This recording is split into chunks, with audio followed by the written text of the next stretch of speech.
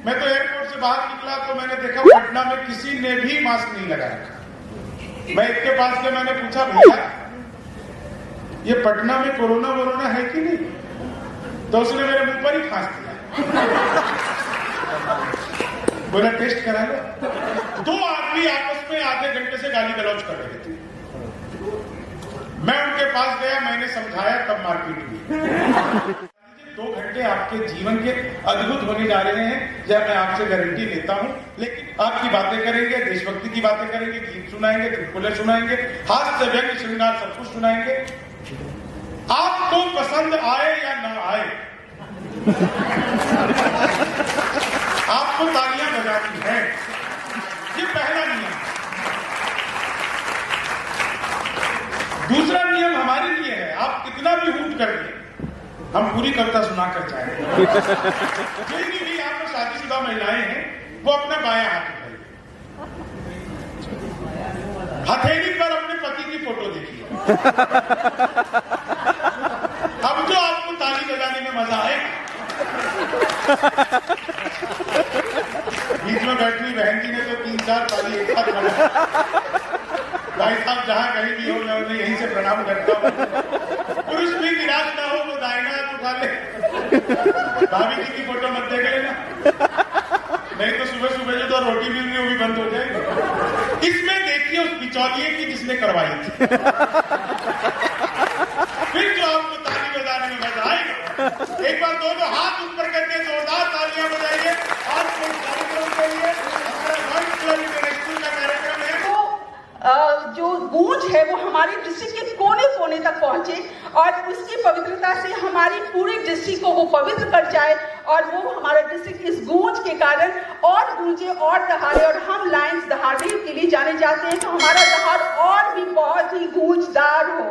तो ये सोचते हुए आइए, आप सभी का बहुत बहुत स्वागत है हमारे इस गूंज कार्यक्रम में। मैं खास करके अपने कवियों को, जो हमारे देश के मशहूर जाने नामी कवि हैं, उन सभी को मैं स्वागत करती हूँ, आप सभी का स्वागत करती हूँ और तहे दिल से आभार व्यक्त करती हूँ कि आज दिवाली की व्यस्तता के कारण के बावजूद भी आप हमारे बीच यहाँ पे उपस्थित हैं। तो बहुत बहुत धन्यवाद और फिर से एक बार दिल वाली दिवाली के लिए बहुत बहुत शुभकामनाएं। Thank you.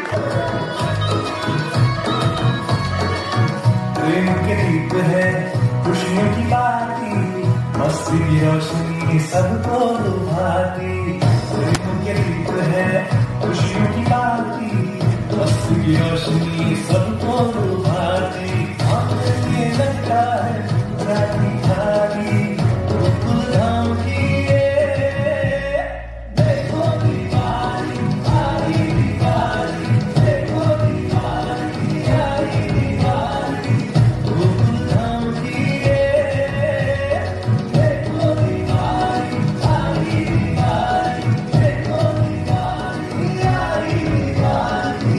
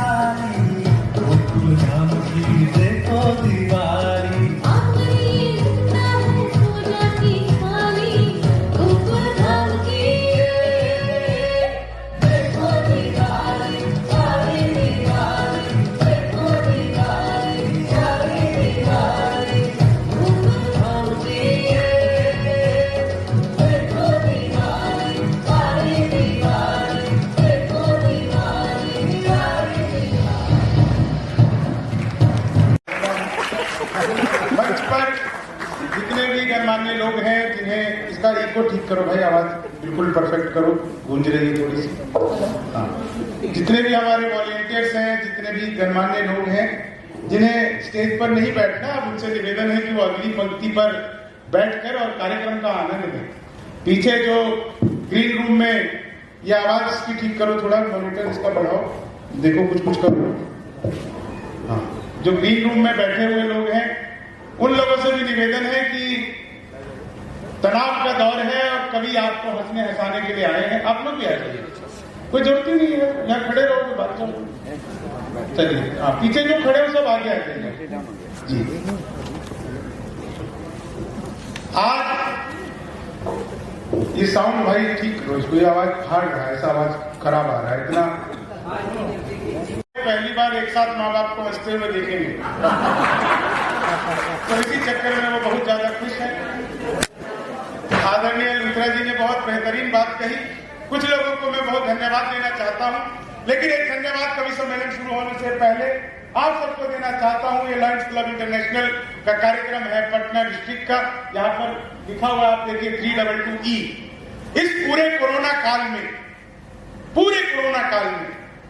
कुछ एक क्लब, कुछ एक संस्थाएं जो फ्रंट लाइन वॉरियर से लेकर और गरीबी रेखा के सबसे निचले स्तर के आदमी तक राहत पहुंचाने का काम कर रही थी, उनमें सबसे आगे अगर कोई संस्था थी तो वो लायंस क्लब थी।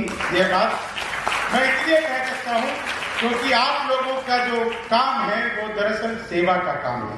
चाहे वो प्लाज्मा जो सरकार दे रही थी तो प्लाज्मा देना हो, चाहे ब्लड बैंक को सपोर्ट देना हो, चाहे हमारे फ्रंट लाइन वॉरियर को सैनिटाइजर बांटने का काम हो, मास्क बांटने का काम हो। हालांकि आज हम में से 99% लोग मास्क लगाकर नहीं आए हैं, लेकिन कोई बात नहीं, अब कोरोना है भी नहीं। मैं तो एयरपोर्ट से बाहर निकला तो मैंने देखा पटना में किसी ने भी मास्क नहीं लगा रखा। मैं इसके पास गया, मैंने पूछा भैया ये पटना में कोरोना है कि नहीं, तो उसने मेरे मुंह पर ही खांस दिया, बोला टेस्ट करा लो।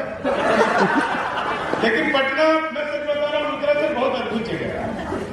मैं सच आपको मैं बता रहा हूँ, ये गुद्दा क्रॉसिंग पार्क के सामने हमारा होटल है, बहुत शानदार, हम रुके वहां पर, बहुत शानदार व्यवस्था की है। दीपक जी ने उनकी इवेंट की तरफ से ही ये सारे कवि बुलाए गए हैं, उन्होंने ही कवियों का चुनाव किया है कि कवियों का आप लोगों के लिए, तो कभी आपको बेहतर सुना सकेंगे। सर मैंने बुद्धा सर्किट पे देखा, पार्क के पास 2 आदमी आपस में आधे घंटे से गाली गलौज कर रहे थे। मैं उनके पास गया, मैंने समझाया, तब मारपीट हुई। उससे पहले खाली गाली गलौज से काम चला। देखिए, कवि सम्मेलन में शुरू करूं उससे पहले कवि सम्मेलन की एक रिवाज है, एक परंपरा है, उस परंपरा को मैं पहले आपको बता देता हूं और फिर इस कवि सम्मेलन को जैसा आपको सुनना चाहेंगे। कवियों का स्वागत हुआ, सत्कार हुआ।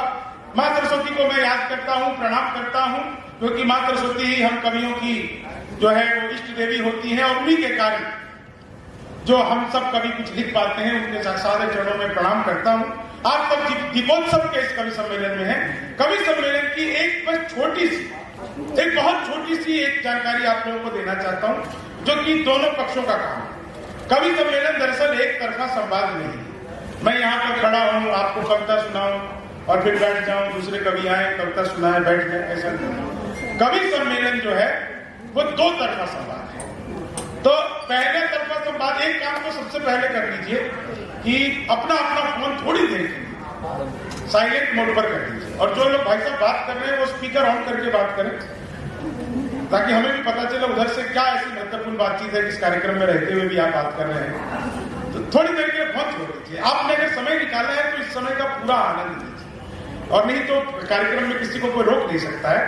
तो थोड़ी देर के लिए आप अपने फोन के स्पीकर को बंद कर दीजिए, और पूरी तरह से बंद कर दीजिए, साइलेंट कर दीजिए, उसको कोने में डाल दीजिए। 2 घंटे आपके जीवन के अद्भुत होने जा रहे हैं, यह मैं आपसे गारंटी देता हूं। लेकिन एक कवि सम्मेलन की परंपरा है, उस परंपरा को समझ जाना चाहिए आपको। कवि सम्मेलन 2 तरफा संवाद है। हम यहाँ से आपको कविताएं सुनाएंगे, आपकी बातें करेंगे, देशभक्ति की बातें करेंगे, गीत सुनाएंगे, चुटकुले सुनाएंगे, हास्य, व्यंग्य, श्रृंगार, सब कुछ सुनाएंगे। आपको पसंद आए या ना आए, आपको तालियां बजानी है, ये पहला नियम। दूसरा नियम हमारे लिए है, आप कितना भी हूट कर दें, हम पूरी कविता सुनाकर जाएंगे। ये दो तरफा है, एक तरफा काम नहीं है, दो तरफा है। आप लोग को हो सकता है कि किसी को ताली बजाने में कोई दिक्कत हो, कि समझना है कि ताली कब बजानी है, कैसे बजानी है, कितनी बजानी है। तो एक तकनीक मैं सिखा देता हूं आपको ताली बजाने की।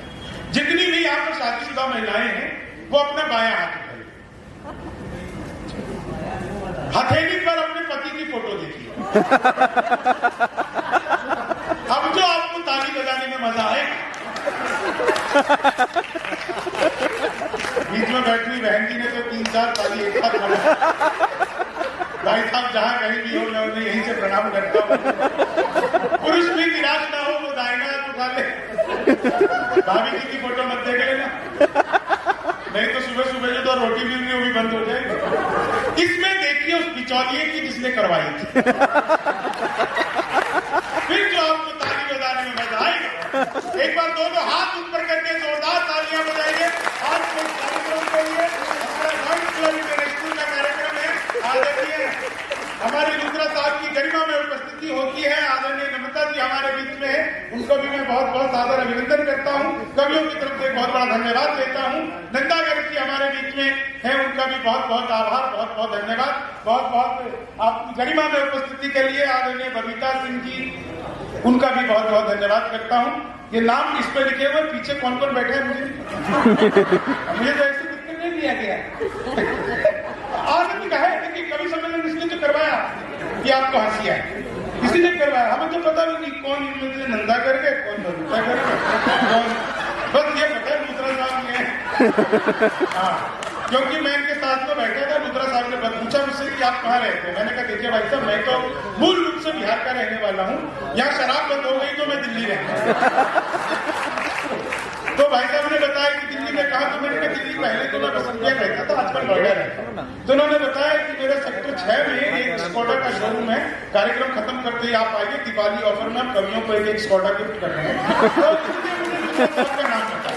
और लुथरा साहब कर भी सकते हैं, वो इसलिए कर सकते हैं कि पहले बिहारी हैं जो इंटरनेशनल लेवल तक गए हैं और सेवा का काम इतना उन्होंने किया है। इनके लिए 4 लाइनें मैं कह देना चाहता हूं कि साथ चलने का इरादा जब जमा हो जाएगा, आदमी मिल आदमी से कारवा हो जाएगा।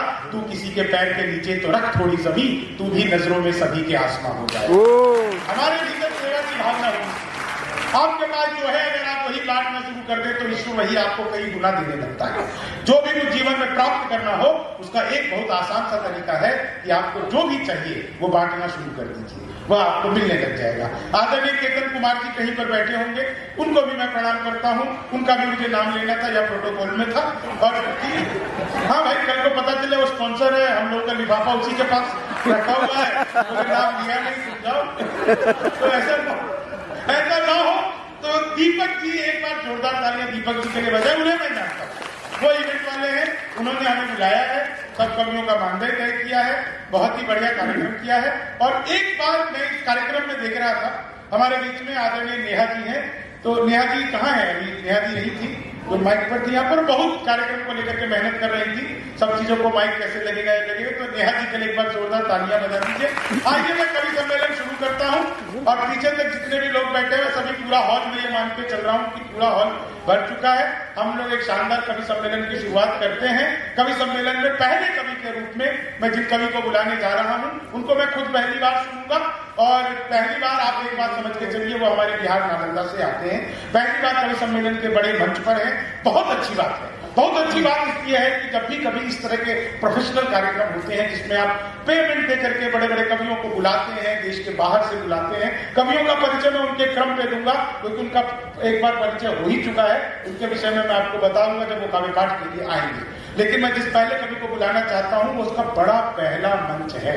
और आप लोगों ने यह रिस्क लिया कि एक नए कवि को, एक बड़े कलमकार को बड़ा मंच मिले, इसके लिए आप सबका बहुत बहुत धन्यवाद। प्यार का पहला खत लिखने में वक्त तो लगता है, नए परिंदों को उड़ने में वक्त तो लगता है, और जिस दिन की बात नहीं थी उसके दिल तक जाना था, लंबी दूरी तय करने में वक्त तो लगता है।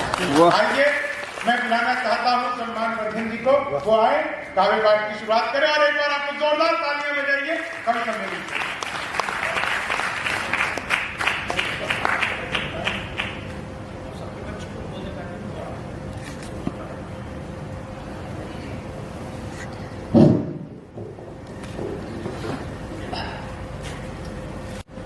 इसको संभालने में थोड़ा वक्त लगेगा, क्योंकि इतने बड़े लोगों के सामने मैं बैठा हूं तो सोच रहा हूं कि 3-4 कविताएं पढ़ के जाऊं, क्योंकि इस मंच पर मैंने जो भी कविता पढ़ी इतने बड़े लोगों के आगवाने में, मुझे पता है कि वो सारी कविताएं अभिमंत्रित हो जाएंगी और आज के बाद मैं जीवन में जिस भी मंच पे जहां पे भी उन कविताओं को पढ़ूंगा वो मारक साबित होगी।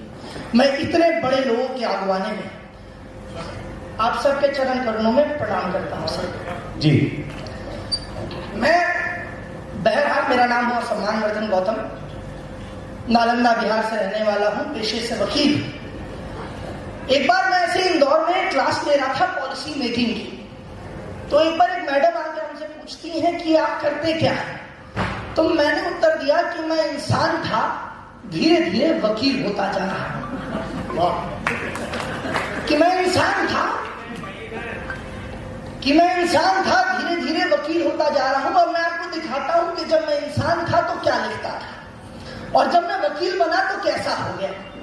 कि जब मैं इंसान था तो मैं लिखता था कि जख्म को मैं फूल कहूं, कि जख्म को मैं फूल कहूं, जालिम को रसूल कहूं।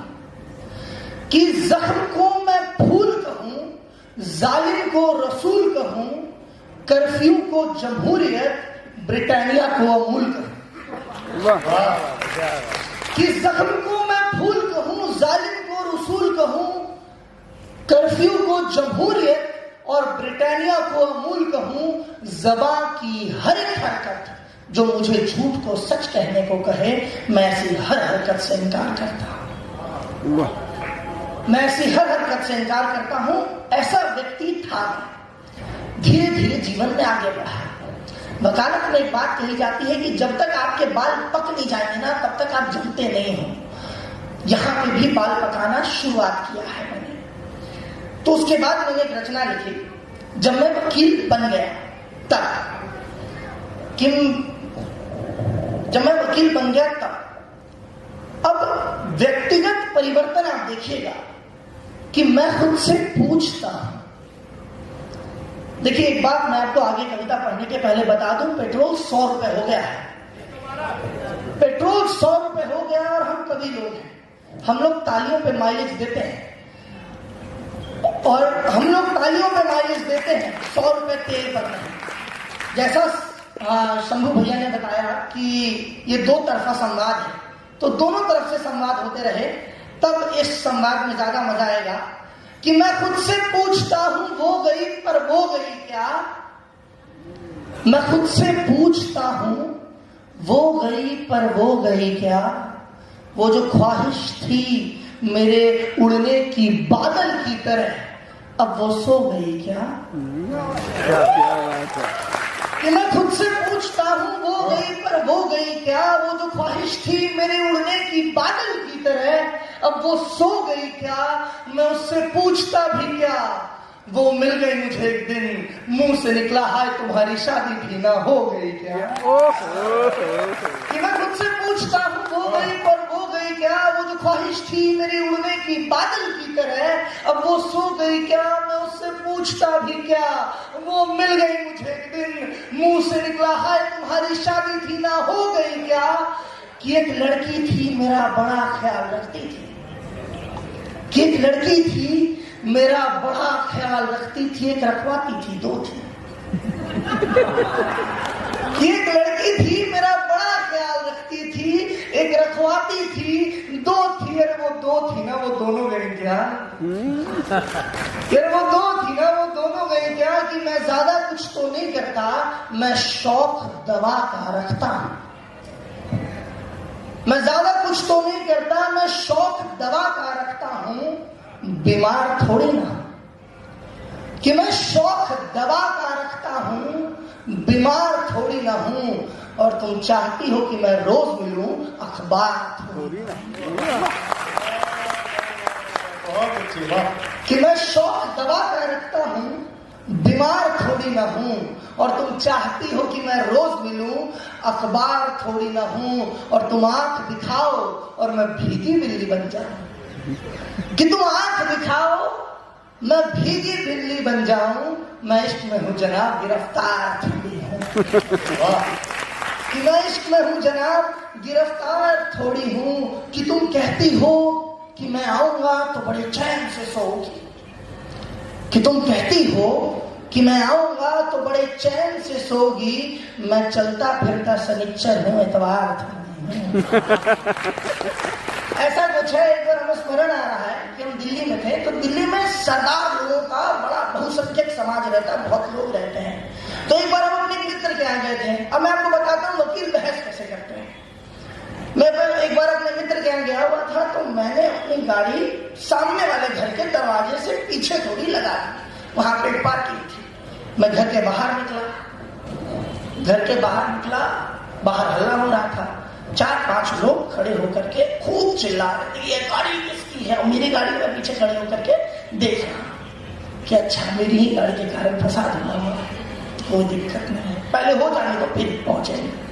तब तक सरदार जी आते हैं सामने से और आकर के कहते हैं कि किसकी गाड़ी है। मैंने बोला मेरी गाड़ी है। कहते यहाँ क्यों लगाया है, मेरे घर में लगा दो। मैंने कहा देखो बहस करने का सुबह सुबह का वक्त है, मूड नहीं है, इनको घुमा देता हूँ। वकालत में कोर्ट के भीतर यही करते हैं।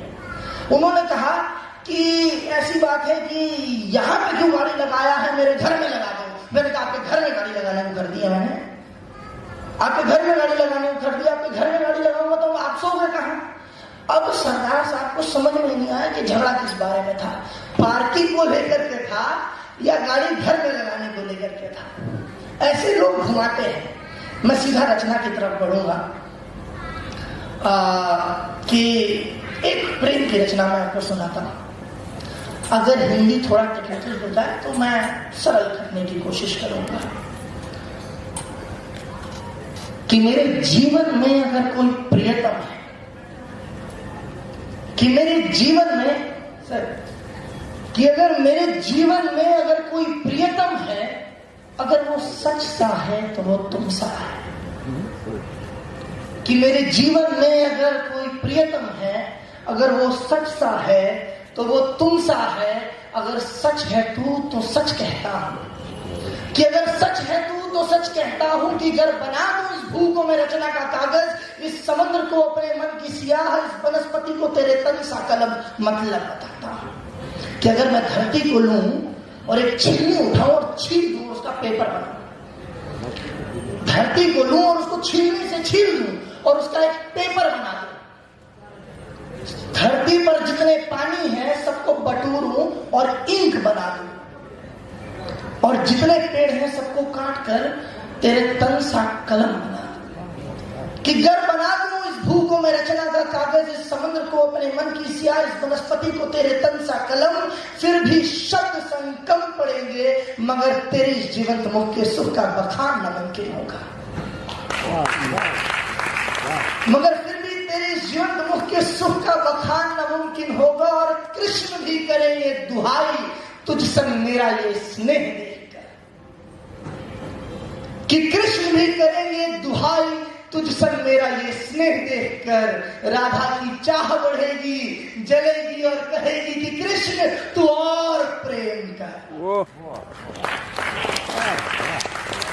कि राधा की चाह बढ़ेगी, जलेगी और कहेगी कि कृष्ण तू और प्रेम कर। हंसों के जोड़े और भी करीब होंगे, हमारी ये नजदीकियां देखकर पुष्प पुलकित हो खिलेंगे। मयूर झूम उठेगा, वसंत नाच उठेगा तेरा ये रूप देखकर। और चांद को सबसे ज्यादा प्यार किससे होता है? चांदनी से ना। कि चांद चांदनी से खुश ना होगा। कि चांद चांदनी से खुश ना होगा तेरा ये रूप देखकर। और मैं जीवन भर यूं ऋणी रहूंगा तुझ जैसा एक प्रियतम का, तुझ जैसा एक प्रियतम। बहुत अच्छी बात। शायद तालियां उतनी नहीं आएंगी जब तक राजनीति की तरफ नहीं जाऊंगा तब तक। क्योंकि बिहार में 2 चीजें होती हैं, या तो आप विशाल होते हो या तो मिसाल होते हो। मिसाल, अगर राजनीति में कोई बहुत बढ़िया करे तो उसे चाणक्य कहा जाता है, जो बिहार से आते हैं। तो आप या तो विशाल बनते हो या तो मिसाल बनते हो। और मैं वहीं से उठा रहा हूं एक कविता अपनी छोटी सी कि जरा अखबार दो, शायद राजनीतिक कविता है तो तालियां ज्यादा आएंगी, कि जरा अखबार दो क्या खबर आई देखता हूं, जरा अखबार दो क्या खबर आई देखता हूं, हुई क्या शहर में नई बुराई देखता हूं। कि जरा अखबार दो क्या खबर आई। मेरा अनुरोध है कि आप लोग कृपया करके इस कविता पर हाथ खोलें कि जरा अखबार दो क्या खबर आई देखता हूं, हुई क्या शहर में नई बुराई देखता हूं, और जमीन से उठाकर तूने किसे बिठा दिया फलक पे, और किसके नाम की धज्जियां उड़ाई देखता हूं। कि जरा अखबार दो क्या खबर आई देखता हूं, हुई क्या शहर में नई बुराई देखता हूं, और जमीन से उठाकर तूने किसे बिठा दिया फलक पे, और किसके नाम की धज्जियां उड़ाई देखता हूं। कि मैं तेरे हर झूठ की हंसकर सफाई देखता हूं, कि मैं तेरे हर झूठ की हंसकर सफाई देखता हूं, कि अब मैं तालाब के नीचे की काई देखता हूं, तेरे हर शौक की करे कीमत आवाम अदा। तुम लंदन जाओ पैसा हम भरें, कि तेरे हर शौक की करे कीमत आवाम अदा, फिर शहर में क्या नई आफत मचाई देखता हूँ। जरा अखबार दो ना क्या खबर आई देखता हूँ, हुई क्या शहर में नई बुराई देखता हूँ, और जमीन से उठाकर तूने किसे बिठा दिया फलक पे, और किसके नाम की धज्जियां उड़ाई देखता हूँ। और तू कहता था कि मेरे जेब में कुछ नोट होंगे 15 लाख, कि तू कहता था कि मेरे जेब में कुछ नोट होंगे, और मैं फिर अब घटती अपनी पाई पाई देखता हूँ।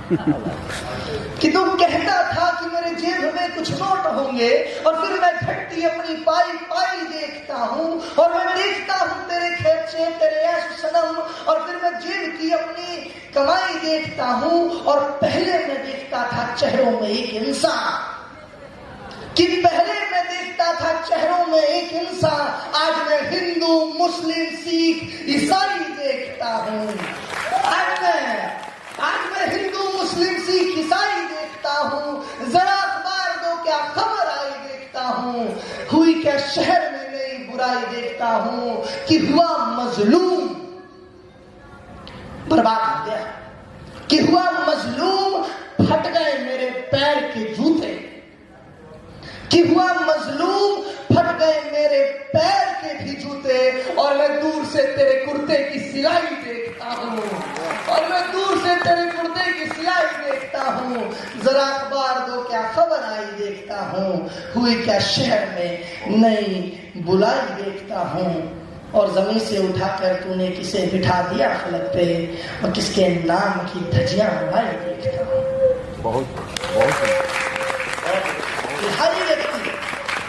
बिहारी व्यक्ति दुनिया में कहीं भी चला जाए, दो चीजों से नहीं निकल पाता, पहला राजनीति, दूसरा परिवार। अब हम पहले प्रेम जाके देख लिए, राजनीति जाके देख लिए, अब मैं कोशिश ये करूं कि अपनी छोटी छोटी जो कविताएं उनको अभिमंत्रित करें। अपने जीवन में क्या देखा है, मैंने अपने जीवन में क्या देखा है। आकाश में चमकता सूर्य देखा है, धरती पर धर्म अद्भुत देखा है, तालाब में चांद का प्रतिबिंब देखा है, कभी ना अंत हो वो समुद्र देखा है।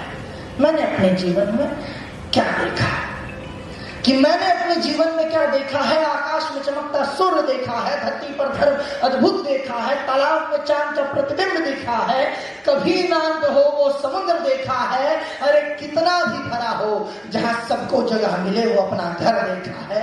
मैंने अपने जीवन में क्या देखा है, कि देखा है माँ को रोटी बनाते अपनी जवानी चूल्हे जलाते, कि देखा है माँ को रोटी बनाते अपनी जवानी चूल्हे जलाते, देखा है पिता को घास गढ़ते धरती का सीना चीर अंगार तलते, देखा है बहनों को माँ बनते आँच आने पर आग उधलते, देखा है दृढ़ निश्चय कल का सफल का अद्भुत कल का। मैंने अपने जीवन में क्या देखा है, देखा है कई शहरों को बनते। आज अगर बाहर में किसी को गोली मार दी जाए तो लोग खट खट खट खट खट खट अपनी खिड़कियां लगाने लगते हैं कि देखा है कई शहरों को बनते, फसाद देख चिलमन को ढलते। कि देखा है कई शहरों को बनते, फसाद देख चिलमन को ढलते। देखा है धब्बे लाल रंग के, बड़े भद्दे रंग उधलते। और बस इस मंच पे मैं आखिरी अपनी पंक्ति रखना चाहता हूं जिसमें मैंने हिंदुस्तान में हुए सारे रंगों को बांधने की कोशिश की है कि देखा है गोधरा दिल्ली कलकत्ता, अली मुजफ्फर भागल पटना, बादल छटना, जमीर बेच असमत झपटना, इख्तियार बरतना, इंसानियत पर घटना, वे इंसानियत रास्ता छोड़ चल हटना। ऐसी कई दुर्घटना मैंने अपने जीवन में क्या। बहुत बहुत धन्यवाद आप लोगों का, बहुत अच्छा लगा आप लोगों से।